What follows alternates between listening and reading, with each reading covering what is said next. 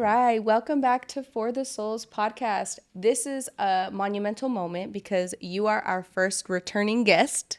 Nice. We had you on last year, same time, right after the first Unity. Yes, sir. We just Yes, got ma'am. done with. You said yes, sir. Yes, ma'am. Yes. um, we just got done with the second Unity on Sunday. Well, let's start with that. How did it go in comparison to last year's? Well, first of all, I'd like to thank you and Marco for inviting me back. You know, because your podcast is a good platform, preaching positivity, showing people's testament on where they're going. So, first and foremost, a year ago today, you had me on here. I was much appreciated, and I appreciate you even more this year around. So, thank you for having me. Thank you. So, piggybacking off of what you just said, we had our 414 Unity, SAC Unity thing last year. It was very delicate. There was a lot of pieces to the puzzle, but what we were trying to encourage, and a lot of people see us in a bad light, calling us gang members and whatever. You know, we all came from a past, right? So what we're trying to do is we're trying to get the youth aware of the possibilities of success and progress as young entrepreneurs, business owners, or just working class citizens. So we're promoting getting a union, getting a trade, get your money, and we're also promoting, you know, being united as one city and realizing that once you take the blinders off, you know, and you get outside of your own neighborhood, you understand that there's a dozen, you know, you're a dime a dozen. There's a bunch of other youngsters just like you. And when you're younger, you have a mentality. Like I could tell you from like 15 to 18, I just had this like this tunnel vision. And I like to say I was sure footed, but I was in the wrong direction. You understand what I'm saying? So all my little homies that was looking up to me, my cousins, they were taking my wisdom or my knowledge for, you know, for what it was, and they were following suit. So if I could get the little homies and put them up on game and lead them in a better positive direction, that's what we're trying to do. So SAC Unity was that a year ago. We shot a 20-year-old song, Northern Warriors, one of my classics. And now we ran it back, the second annual SAC Unity. It was way bigger, more family friendly. Obviously, you guys were involved. Everybody showed up and showed out, showed love, support, and unity in our community. The lowriders came out, you know, the motorcycles. We put on a little show, introducing the DED album I got coming out with my group, which is basically everybody on my group. Mr. Politician, aka 8 Ball, Bucci, your boy Serge, and your boy Nico. So we got this group project coming out, working on it, trying to wrap that up soon and have it to you guys by summer. So just a whole lot going on. This year has been busy from the gate. Oh, From the yeah. first of the year, we were shooting a video for your boy Nico, shooting a video off of his EP with Cinco. Young Cinco and him put out a EP called "Separate to Elevate," and we did a song called "Unified," and it was a good turnout too. Yeah. So we're just trying to embrace our community, show love, and show a better way and a better light, and hopefully encourage people to do better. You know what I mean? Stop people from killing each other, and start people to just help build each other up, work with each other, support each other's businesses, support each other's events Yeah. and shows. You know what I mean? Yeah, I agree. Quick question. Can you see his water bottle on the thing? Hecka or a little bit? You want to move out of the way? Could you? You could put it like on you. There you go. Perfect. Just for the social media clips, the optics. One thing I did really want to highlight is I loved how family oriented it was. All the cute little babies there, which I've vlogged a lot of cute little babies because they're just so precious. But it was super drama free. Everyone was chilling. It really was a good kickstart. I know we're still in spring, but it kind of felt like a kickstart to what the summer is going to look like in terms of like networking and events and everyone come together. Absolutely. I personally was just kind of taken back because someone that you had there, his name's Primo, right, babe? he had been looking for Ink by J because they were locked up together for a year. And I got to chop it up with him. And he was like, I was trying to look for him for a year and found him through the podcast. And I was Nice. like, man, that's hella cool. You know what I Yeah, mean? absolutely. That people are able to come together. You know, I didn't know what to expect when I started the podcast, to be honest. But to see kind of the fruits of that, to see that it's reconnecting people Oh and yeah. they're finding each other, coming together, helping each other. The amount of blue collar Hmm. young men and individuals, it like we've found somebody for every house project we want coming up. Yep. And I think that shows the beauty in unity and Absolutely. coming together, helping each other. I think that's hella tight. Thank you. I appreciate it. I had to give my dad a shout out too because, like I said, when I was younger, he raised me. My dad was very involved in the Chicano Latino community, and when we were kids, we saw it as an opportunity to go talk to girls, hang out with the homies, and just be everywhere all the time. Yeah. Because it was always like the 16th of September. Southside Park was a big park that we used to throw these events at. Not me personally, but this organization. I believe it was Progreso at one time and La Familia eventually. But basically, it was just a bunch of Latino um, people in the community who were just giving back, contributing time, volunteering. And so I think that has paying homage to my old man, rest in peace, Hector Bautista. Oh, R.I.P. You know what I mean? Freaking baseball coach. A lot of the young homies in my area were on the same team Mm-hmm. from South Sac, and he just kind of he was a good mentor in his community in any way that he could, and obviously we're gonna find our own way in life regardless. So growing up in the neighborhood, you're gonna kind of tend to go run with the homies and kind of get into stuff and figure out stuff by yourself. But obviously, if we could keep things moving forward and being productive, I feel like there's really no telling how far we can go with this in terms of like building up our community.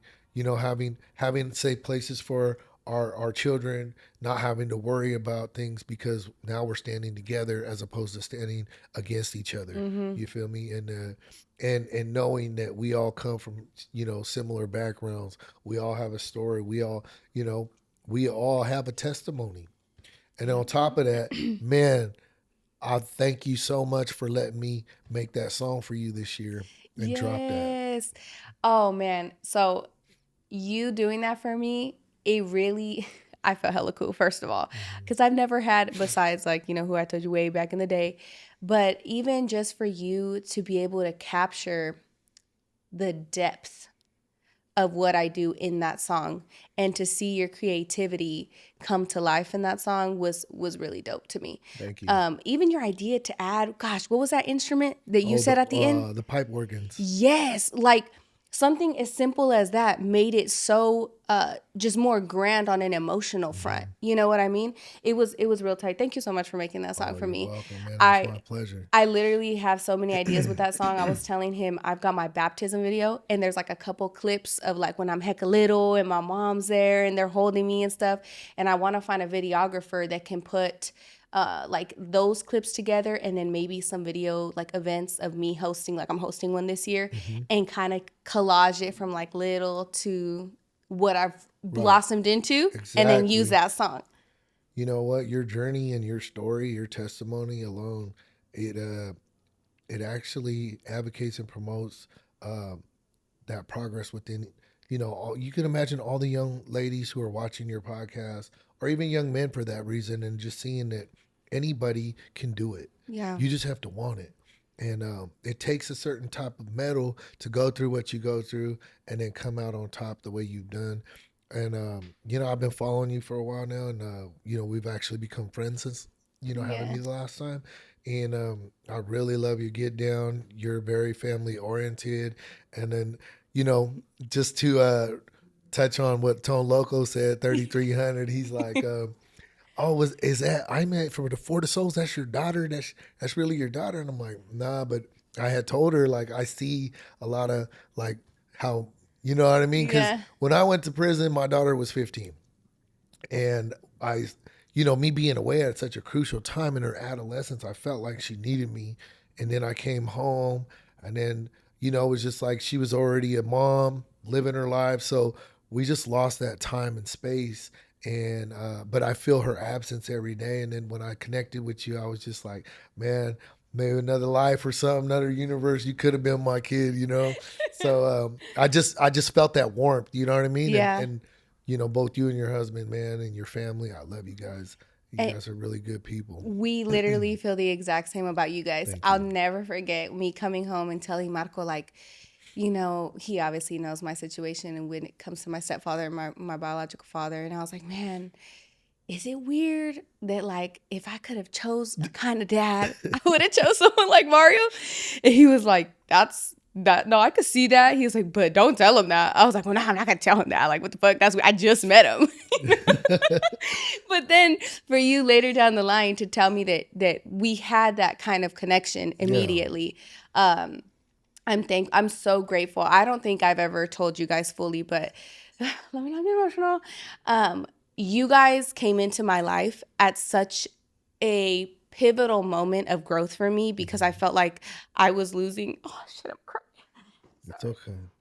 I feel like I was losing a lot of my family, a lot of people that I love dearly. Things really went south with like my dad, and I felt like I just was at a loss. And then God placed you guys into my life, and I felt like it affirmed to me that what is lost will get replaced tenfold because you guys' family has been so welcoming, so loving to my husband, the kids, me. I feel like I may have lost, but I didn't lose. If that makes sense. So Yeah, thank you guys absolutely. so much. Even like Nico and Serge, they they treat me like I'm a sister. We crack jokes and Alexis. Your whole family, like literally all of you guys. Bucci has been so welcoming, everyone. And for me, it's been a blessing in my life because I don't Well, know what I'd do without y'all I now. feel like the energy, I feel like we read people very well. It's like you can feel it, you can reciprocate it because, it's genuine. And I Yeah. felt that immediately with both of you guys. And another thing I wanted to say too, if you don't mind, is that so a lot of people don't see um, behind what we do, behind what I am, pushing the label, pushing the unity. It's a lot of work, but I cannot um, take all the credit because behind me is my beautiful wife, Isela, who has been there for me every step of the way. And I know it doesn't seem like she gets a lot of her due, you know Yeah. what I mean? But, obviously she's not an entertainer and she is in the business with me. She is my partner in life. She's my wife, my best friend. So she has been there for me. And none of this would be possible without my wife. And I'd like to thank her, and obviously you guys get to see it because we're closer, but Yeah. not everybody gets to see it. Yeah. So just for those of you out there, man, just understand if you guys find a good woman who can hold you down, understand how much that will benefit the progress of you in a relationship as a couple, but Yes. also in your endeavors because it takes a village, right? Yeah. When you're raising children, it takes a village. You know what that means is that the theos, the loved ones who are involved that are looked at as theos and relatives, their influence matters, and you want to be able to influence your children with positive people. And my wife and I, and our family, we embrace you and your children, and all those around us that are tied in with us. I know they feel the same way, because it's genuine, and we don't let just anybody in our circle. So it's like I said, it's almost a sense of this energy and how to read people, and then hopefully many years to come in this relationship. I agree. To touch back too on like giving the behind the scenes people their flowers, a lot of people don't realize that in entrepreneurship, your spouse being on board Mm-hmm. with your dreams and the investments that it takes, the risks that it takes, all of that. Like when we first started out, it was initially a struggle, to get Marco on board with like this is the vision, but it's going to cost this, and we're going to have to put this much time and effort. And then he started seeing it kind of grow, and he started seeing it grow, and he was like, all right. And then I remember one day he was just like, you know what, babe, hearing you talk, like, you could do it. What do we got to do? He just, like, we locked in. And then since that moment, it was just like, all right, we're in this together. Like, investments until we see return, networking, we're doing the time, Putting the time in. I mean, obviously, it's going to take some time to turn around, even with music. So, when we started this a few years back, getting into it, it wasn't all sunshine and rainbows because one, my wife, she didn't come from the background that I do. Yeah. She doesn't know any of the music that we all grew up to because she was too busy. She had to grow up quick, and she just wasn't hip to what was going on outside of her life. That she was struggling. That she wasn't in the street crowd. She was just, trying to be a mom, provider for her family at a young age. So, like I said, all these years later, we meet, we end up creating this relationship and this life together. But it came with a lot of surprises for her because, she just wasn't aware of everything I was involved in, and 100% of like, because when I met my wife, I was on parole. I Yeah. was still on parole, so she didn't really see a whole lot of the other side of me because I was just laying my head low, but I was just working on trying to get my life back together. You got to understand, I had did 8 years in prison. I had lost everything, parole with the shirt on my back, and I was trying to make a life out of myself. So even in the beginning of a relationship, I said, I'm not ready for a relationship. I don't have nothing to bring to the table right now. And Yeah. she was like, okay, so, whatever. She's like, I'm not tripping off that. And so, it ended up working out. You know what I mean? But like I said, in the beginning, it was an adjustment, especially with the music, because I didn't do music until I was off of parole Mm-hmm. because I just didn't want to go back. And for all those of you who are on parole, on probation, man, just stay the hell out of the way. Don't give them any reason to come get you. You know what I mean? Don't give them any reason to take you and put you back in that cyclical cycle of revolving doors, the recidivism. That's what we were trying to work on earlier this year or last year Mm-hmm. was that, advocacy against recidivism, right? So what we were trying to do is trying to get people to change their method or their mindset. Don't go backwards, go forward. Or if you Mm-hmm. do take progress, if you take one step forward, don't take two steps backwards. Mm-hmm. You know what I mean? And obviously, you know, in my history with law enforcement, if they want something, they're gonna cook it up, dice it up, and serve it to the powers that be any which way they can to manipulate the situation and make it seem like everybody's up to no good and we're all in a negative light. But Mm-hmm. they really ain't in the community. They're not they're not doing nothing for their community. You Yeah. know what I mean? They're actually a lot of them are jaded because in law enforcement, in the judicial system, they see a lot of the ugly side of people.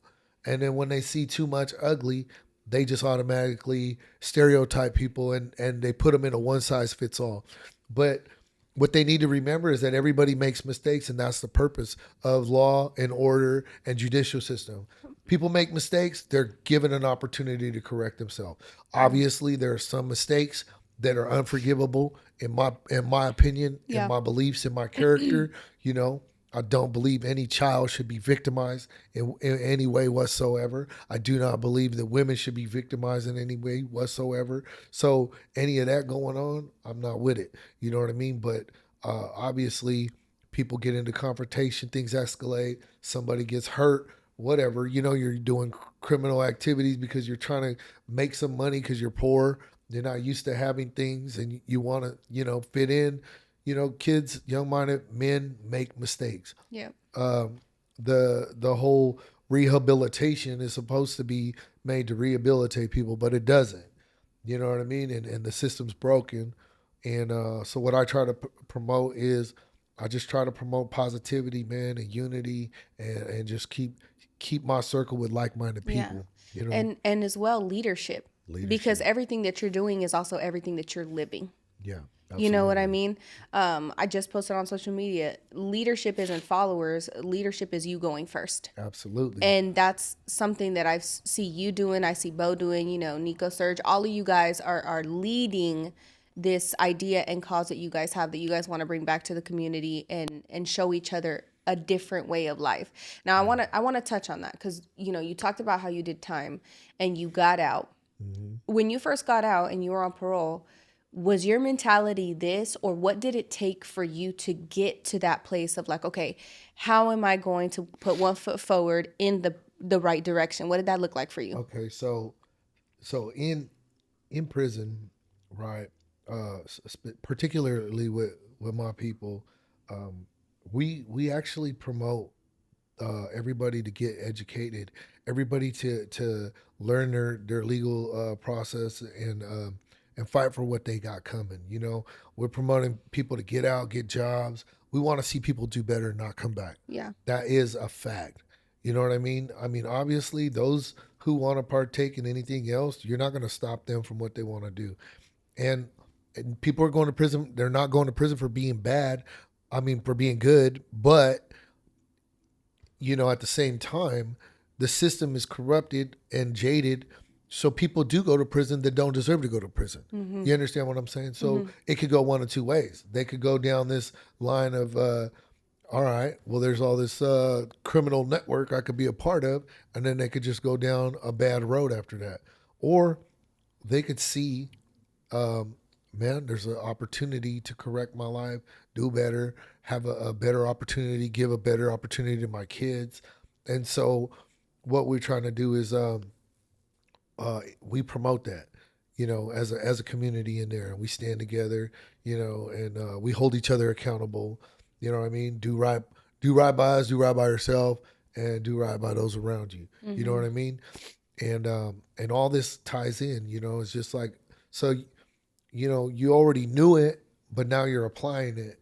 And so how do I pass on this knowledge, this wisdom? So we're all given the same. We share a similarity in our struggle and our experience. So when we say we're brothers in struggle, we're brothers in strive. We've been through a tough time together. We've endured the incarceration. You know what I mean? But while we were together, we promoted each other to get our GED, get our high school diplomas, go to college, learn a trade, learn your legal rights, and trying to build up each other. And so when we come home, we have this wisdom and this knowledge. Not everybody is equipped to set it in motion, but everybody Mm-hmm. has the general knowledge, Yeah. right? So sometimes all it takes is one man to step forward and set things in motion. And I'm not going to say that I did it, but I was in a position that I was able to get the people who needed to be together in the same room and start a conversation of why can't we get together, why Mm-hmm. can't we be together, and then it just started rolling, and a lot of people played their part in this to create this just united environment where we can go somewhere and we can have peaceful events and everybody gets along and everybody's held accountable to act accordingly. And you know what I mean? And we Yeah. can have these functions where we can have our familias, we can have our children and be safe and not to worry about some knucklehead getting out of line. Yeah. You know what I mean? So in the bigger scope of things, no, I had no idea I was going to do it. But sometimes in my life, um, you know, it just the way I think and the way I move, it's just something that needs to be done, and I just do it. Yeah. Just it was like that with music. When people say, "Well, when did you know you wanted to sing?" Well, I always liked to sing when I was little, but when I was a teenager, I just did it. I didn't I didn't not believe I couldn't do it. Yeah. So I just did it and it worked out for me. So it's like that's kind of how life is for me. It's just I don't see any obstacles. I Yeah. just try to figure out a way. If I do, I just figure out this is just not the way. There's another way around it because I'm on a one track I have a one track mind, and once I've got my mind, dedicated to something, I'm just going to see it out. Yeah. Yeah. And with entrepreneurship too, I mean, there's going to be bumps in the road. Yeah, Like it comes with the freaking territory. So the people that are like scared to just take that risk or do what they got to do. One of the biggest truths you got to know early on is that mistakes will be made along the way, Yes. regardless. But you'll figure it out. Right. You know what doesn't work, you're just gonna try something new. Trial and You're error. gonna, all the time. What was the hardest aspect for you in terms of entrepreneurship when you started your music back up? So, okay, in terms of me, like, so I had this game plan, and I haven't talked about it much, but when I was in prison, I had a goals that I wanted to achieve. So before I went to prison, I was purchasing my own house. I had owned my own vehicles. I had a lifetime of accumulation, weights, tools, clothes, furniture, whatever, right? Um, so I also had my own studio. So I was able to generate my own music on my own terms. I didn't have to buy studio time, you know. Um, so fast forward when I came home, like I said, I had the shirt on my back. So in prison, I had I guess some people would call it like a poster board, but I didn't have no poster board. I just had my ideals of what I wanted. Yeah. What I wanted to do was come home, get a job, and get in a trade, and that trade was the electrical trade. Yeah. Shout out to the 340 IBW. You know what I mean? I turned out. I'm a journeyman electrician now, so it has made it possible. So I generate enough income that now I can do other things and pursue this thing. So I just kind of had this agenda: get a job, turn out, join a trade, turn out, and buy a house. And it didn't all come in the same order that I thought it would. I thought I would get into the trade. By the time I turned out, I would be buying a house. But how it worked out, me and my wife, we bought a house 2 years out. So I was 2 years out of prison. I bought a house. You know what I mean? And it wasn't a direct path. I had to go into the laborers union. Shout out to local 185. So I was in their union first, able to generate enough income to buy a house, to build this life back. But basically, I had grown accustomed to living to a certain standard of lifestyle. One thing I gotta say to the young people out there too is that once you've tasted a certain lifestyle, you're not gonna want to go back. So a huge part of advancement is getting there, right? And then once you got there, you're like, if you're not there again because you fell down, you had to go sit down, you lost everything, whatever. If you're not there yet, you're not really comfortable. Yeah. And one thing about me is I'm never comfortable, even where I was at. I'm always looking for what's next. How am I going to elevate? Yeah. Because this is a lifelong thing. We're constantly growing. We're learning and we're growing throughout our life. And so, like I said, I didn't come home with no plan to push like unity or nothing. I just came home with a plan to put my life back together, get back to a standard of living, and then once I was there, I was gonna I wanted to get back into music on my own terms.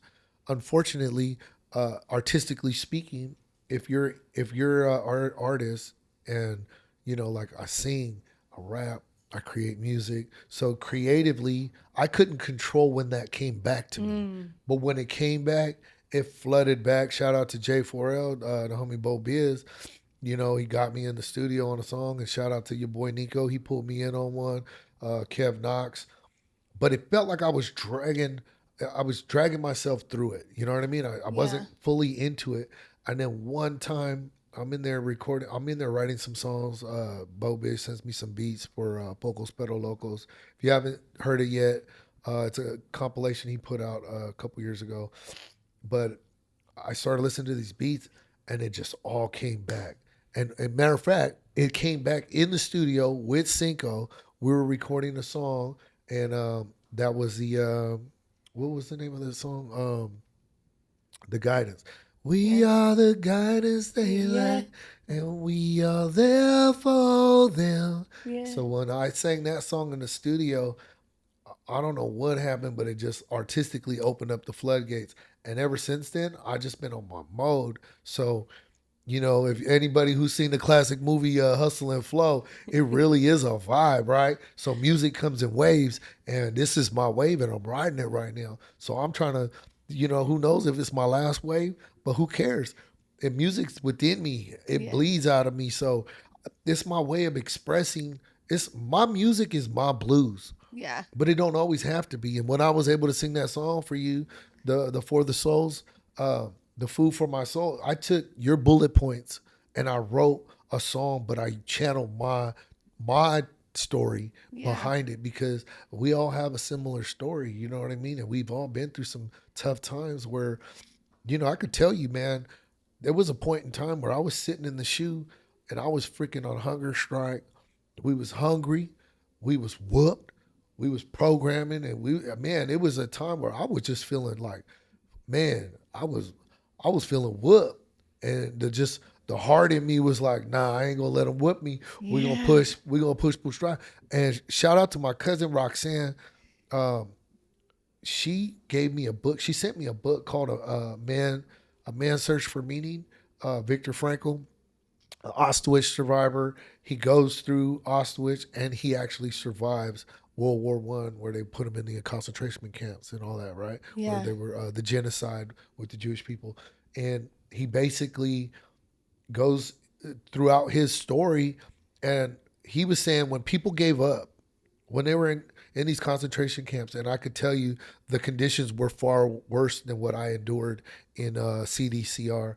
But I'm gonna tell you this: we endure some hard times, and they play some games with us. They like to try to break us mentally, emotionally, and physically, however they can. Mm-hmm. So when you see these advocacies that are standing up for these inmates and these inmates' rights, it's not for nothing. We're not encouraging people to do bad things, and we're not encouraging people to get away with crime. What we are encouraging is that people be treated decently and really Humanely. be, yeah, treated humanely and given an opportunity to come back into society and function. You know what I'm saying? And when they try to break you to where, what do they say about a dog, right? Once a dog's broken, they ain't gonna, you can't fix that dog. He's biting everybody who comes Mm-hmm. at him. There's no love in that dog no more. Mm-hmm. You know what I'm saying? And that's what they try to do. So this book reminded me, it kept me in check and said, you know what?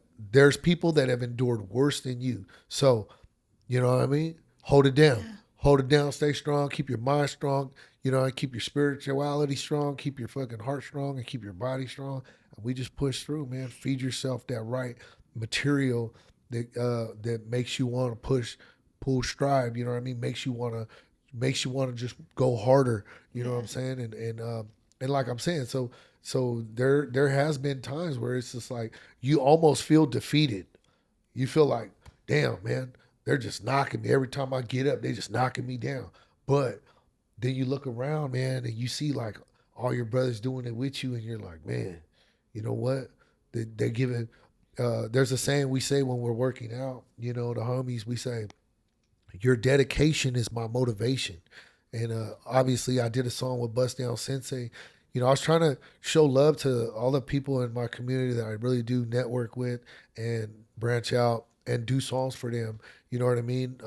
I still have a few in the works, but basically, what that means is your dedication is my motivation. Is if I see you pushing, man, and I'm tired, like, oh man, this is a tough workout, or this is a tough hunger strike, or this is just, man, these are hard times, man. It's cold as hell.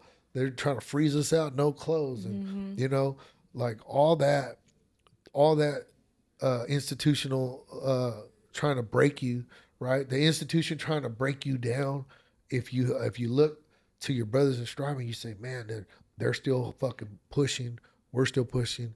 That's what that means. Is your dedication is my motivation. So if we dedicate ourselves to something bigger than ourselves and push for our communities, for our people, and ain't no shots taken towards anybody else in their communities. Hey man, Yeah. if you guys could do it in your community, have at it, man. Shout out to those cats. But you know, uh, for me and my people, my raza, Northern Chicanos, you know what I mean? Because Northern Cali got its own get down, man. We're in our own location. And so we have our young people, and not necessarily are they Norteños. They're just Northern California Chicanos. You know what I mean? And who do they identify with? It's people like them. You know, Yep. when you're growing up, you're looking to identify with somebody who resembles you Yeah. and your life, your way of growing up. So I just seen something recently. They were talking about the guy who created the homies, right? Mm-hmm. And so the homies were really big back in the day. They were selling them in the gumball Yeah. machines. The dude is an artist from San Jose, Yeah. right? He's from Northern Cali.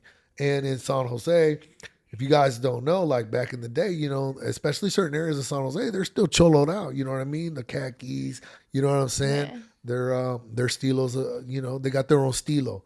So that Vato was from that area, and he had these little cholos, these little homies, and they were saying that in L.A. they were trying to say that those homies were based to glorify gangsters and gang Mm-hmm. violence and all that. But you know what? Um, Even all the way back to the Zuzu riots and the Pachuco era, you know, our people, the Chicano raza or Latino raza, have always been demonized. You Yeah. know what I mean? Ever since colonization, the indigenous people have been demonized for uh, just made to be looked at in a bad light because we're different. Yeah. Because why? Because we had a whole culture that didn't have any European culture involved in it, and we had, you know, we were looked as heathens when they came over, and they were trying to save us and give us God and use that as a justification to commit genocide, basically. So that mindset is still in the systems. It's still in the school systems, you know, public school Yeah. system. It's still in the judicial system. It's still in the legal system. So we have to break that cycle, and we have to show them, and we have to embrace our people. We have to embrace our culture, whether that means the guy who made it to the Senate floor, or the guy who's working at the taqueria, or the guy who had to go sit down because he made a bad mistake and Yeah. he's trying to correct his life. Yeah, it's a testament to what can happen and what can flourish when everybody is on the same page and energetically uplifting, like raising the collective is what it would be said. And Absolutely. I wanted to touch back. You said when I asked you like what that looked like for you when you got out.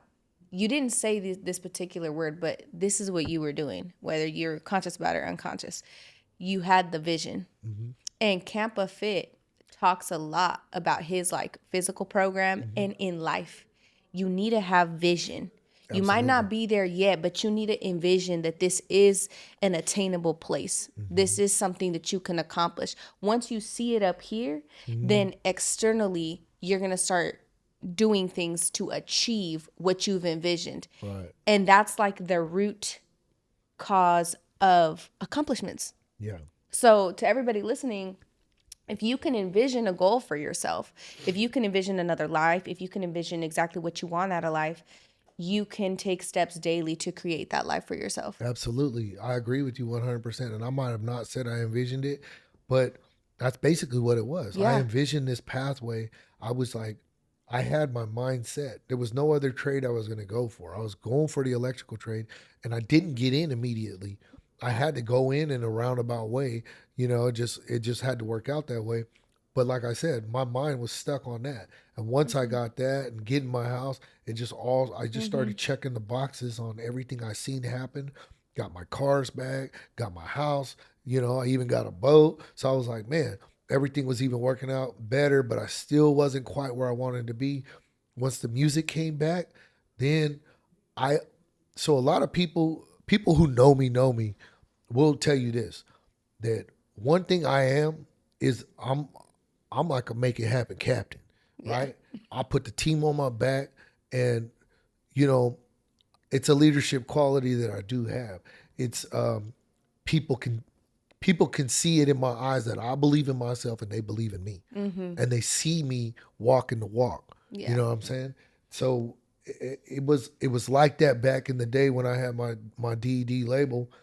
Now I got my DED label again. I got some good artists on there, and they're very positive minded. They believe in themselves and they believe in their pathway, and all that matters, right? And they believe in the process. So as we come together, we're able to make strides and accomplishments, like you're saying, by having the vision. So when my wife saw the music, it was hard for me to really explain it because I couldn't really put it in words. But as she started to see it all play out, she was able to see my vision playing out in real time. And then when I was telling her I got a vision, like I could feel it, like I know it, it's just I could almost touch it. I could smell it. I could taste it. So that is part of that vision. If you can feel it, touch it, taste it, smell it, take it. It's yours. Yeah. And there's science behind that. Like for real, for real. Yeah. There is science behind almost making it a reality internally, spiritually, emotionally, mentally before it's there. Yeah. You know what I mean? Absolutely. What are your plans for the DED camp? So this year, we got YBS, your boy Serge, your boy Nico. He just dropped that EP this beginning of the year with Young Cinco.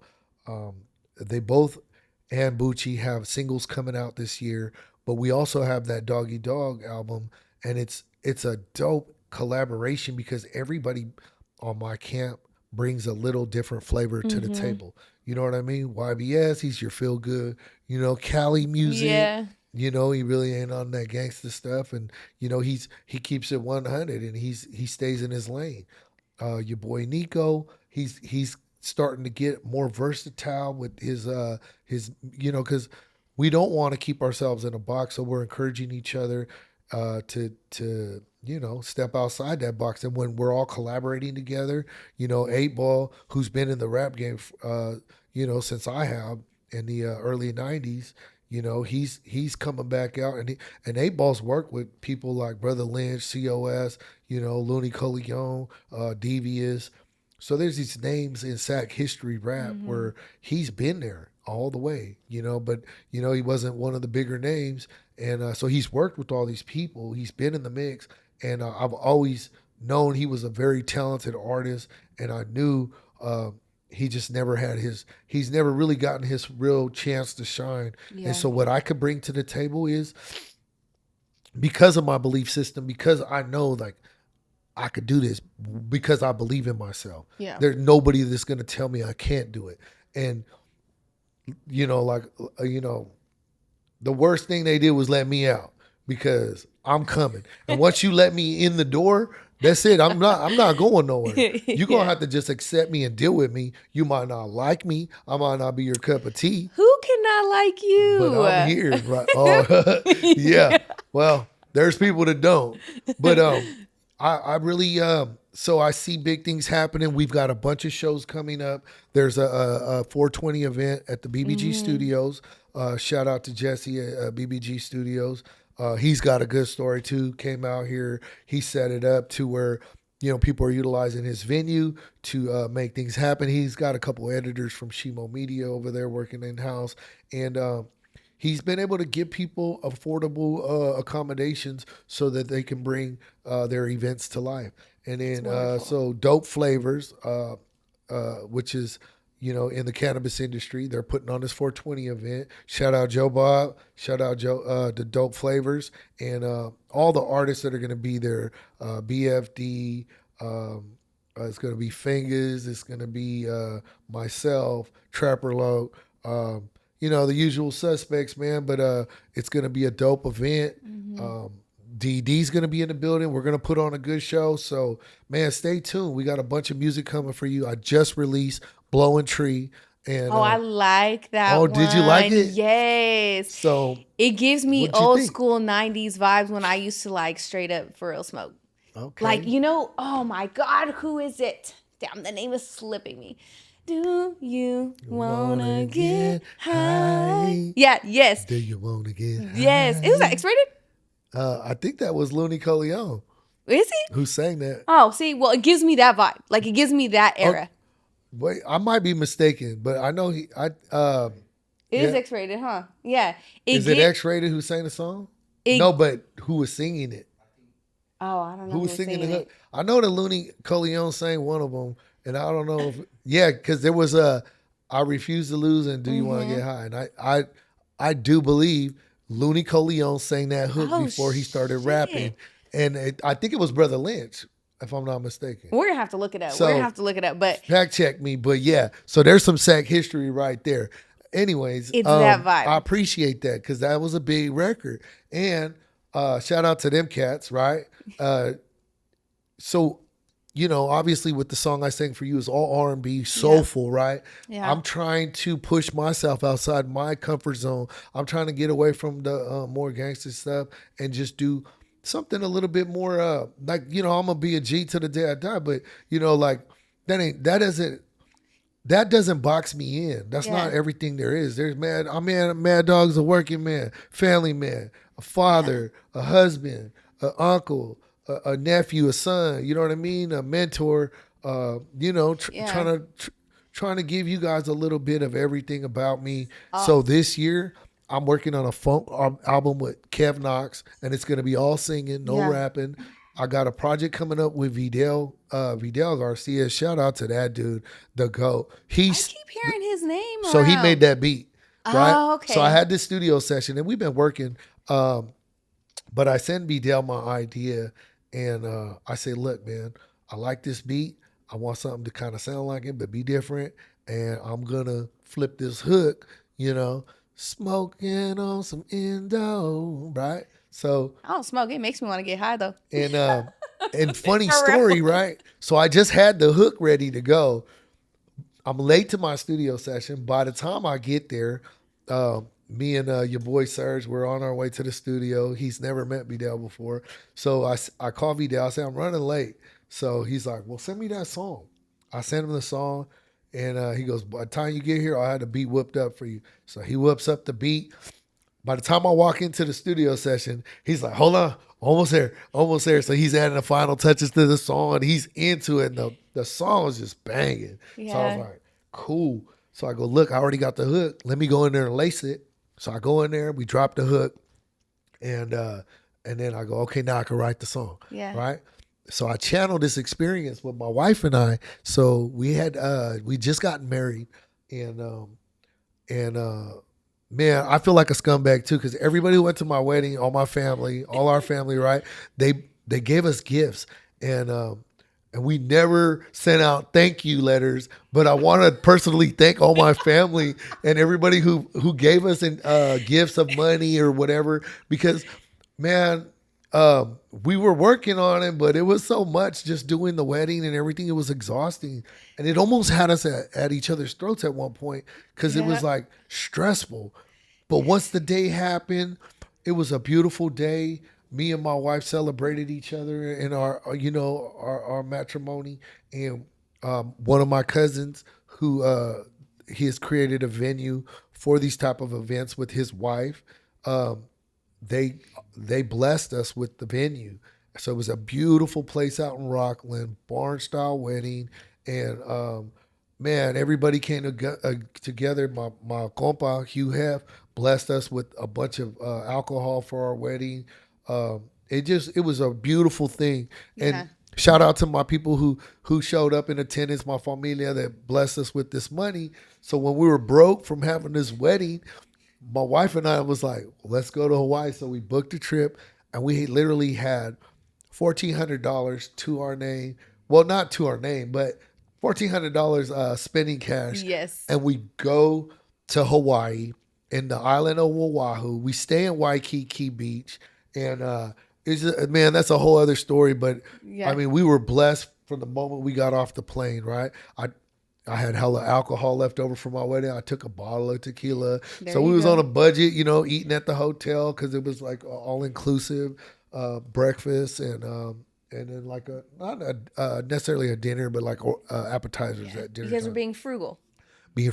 So we TikTok all the things that you can do in Hawaii for free or minimal expenses. We went on a hike, bike riding, and then one of the things was we rented a car one day. Because it's expensive in Hawaii because you got to pay for parking and all that. So we did a bunch of things. But one of the things we did was we rented a car and we drove around the island, right? And that day we were able to go to the North Shore. Man, we tried out all the places that TikTok recommended. Jenny's Shrimp Truck, Giovanni's Shrimp Truck, Matsumoto Ice, the acai bowl. Like, man, we tried out everything that was recommended, and you know, it was an experience. Mm-hmm. But the better experience was, and I'll tell you. So we get to my hotel, and we're newlyweds, right? So it's your first time in Hawaii. Yes, it's our first time in Hawaii. So okay, well, welcome to Hawaii. The lady at the desk was so welcoming and warm. She's like, well, your room is kind of on the ninth floor. Kind of doesn't really have a view. It's on the back side of the hotel. If I could get you changed, you guys okay with that? Yeah. Absolutely. So that was the first blessing. Boom, put us in the 19th floor, overlooking the Waikiki Beach and the Strip. Man, so we're going down to the lounge the first night we're there, and we're not in the not so great room, but they're playing live music everywhere in Hawaii. There's live music, Oh, I and, love you know, all that. the like hotels and resorts, because Hawaii's so expensive.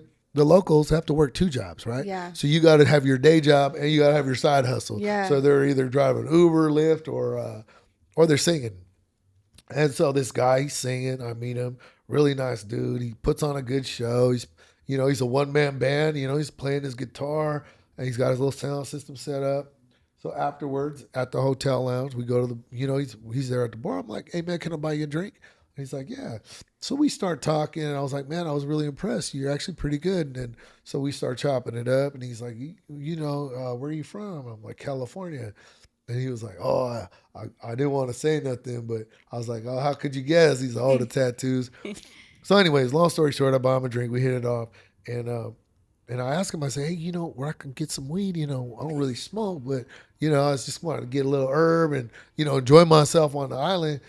And he was like, "Well, they got cannabis clips, but you have to have a medical card." So I was like, "All right, cool. Well, how do I do it?" And then he's like, "Man, it's gonna be hard." He's like, "How about you just follow me to my truck?" So I fall into his truck. He throws me a bag, man. And shout out to the dude, man. I can't even remember his name right now, but gives me a fat bag of weed. I mean, it wasn't super spectacular weed, but it was good weed and it was for free. Yeah. So There he you shoots go. it to me, and I go get some rolling papers. And so me and my wife take a cruise around the island. We roll up and we're just blowing, man. Fucking, and we stopped in the North Shore. We stopped at all these little beaches. Took our time. Took almost all day to get all the way around the island. And it was like Mm-hmm. evening time. But as we got further in the north side of it, we started to notice, you know, you weren't paying $10 for or $15 for a tall can of beer. There were normal prices like here in the U.S., but you just had to go where the locals be at. You know Mm-hmm. what I mean? And I mean, maybe it's not so nice and fancy, but it was definitely genuine and authentic. Yeah. So uh, we're going back pretty soon. Coming up here, me and the wife gonna go back again. I would love to shoot that video there.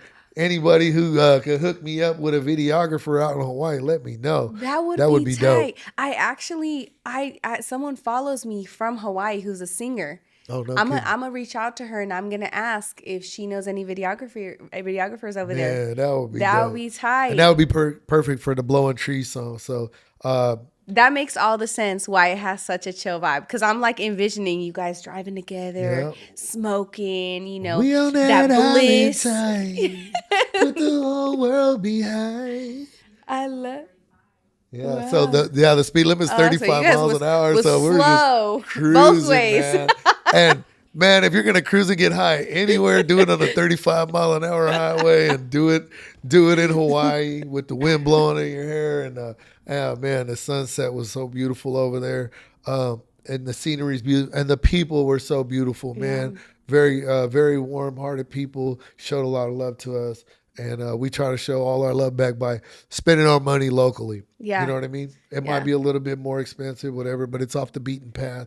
And all that's going to the freaking commercialized hotels and corporations and stuff. Well, now we know for when we go. Yeah, We'll go. absolutely. You can go We'll on a go where budget. it's more local. Yeah, Yeah. There we go. local. Yeah. So on top of that, man, at the Unity Day, we SAC Unity event. It was the second day we shot our video for the Northsider album. We were invited out by Eli, shot that, and Wolf Images and the Divine Models. They put on a photo shoot event in Richmond. They invited us out and welcomed us to go shoot our video there. There's like 10 of us on this song. a bunch of cats, man. It's a dope track. You know, we ain't offending nobody. We just representing, and that's exactly what it should be. You know what I'm saying? So embracing our culture, where we came from, and who we are, and so it's a new anthem, Northsider. Check that out if you haven't, and stay tuned for the video. Stay tuned for the YBS video with K Mel. He's coming pretty soon. It's called "This Is California," and tomorrow at midnight or tonight at midnight, the new drop for your boy Surge is Keep It G. So we're just continuing to drop good music. Yeah. Hopefully you guys like it, and comment, like, repost, reshare, whatever, stream it. Yeah. That's the only way we're gonna get paid eventually. And I will link your YouTube down below so that people can click it automatically. Absolutely, thank you. Go stream their music. Go check them out. Mad Dog. And Money Shot Joe, shout out to him. He was filming at the function. He's going to give us a recap of the day's event and the performances. Shout out to Gata Masfirme and her husband Smiley for coming out from Santa Rosa and showing us love and coming out and supporting our Unity event. Smiley brought some oysters. He was feeding everybody. And Gata came out there and rocked the show. Yeah. My bad, y'all. She asked me to perform a song we did once in San Jose. It hasn't been released. It's called the Huelga Bird song. So Fats and I is on it, BFD, and we weren't really familiar with our lyrics, but that's kind of comes with the territory. You put out a lot of music, you're making a lot of releases and drops. It's hard to remember everything, especially if you don't listen to it all the time. It's not out on the radio yet. So go out and support each other, support small businesses, support Iman and For the Souls podcast. If you haven't heard her song, go listen to it, because I poured my heart out on that one, and I'm sure she did too. Yes, that's a good one. And you guys will actually be seeing it soon once I get a whole new intro, because we're going to update that. So stay tuned. All these moves are being made. Mad Dog, thank you so much Thank you for coming. having us. I appreciate you. Yes, of course.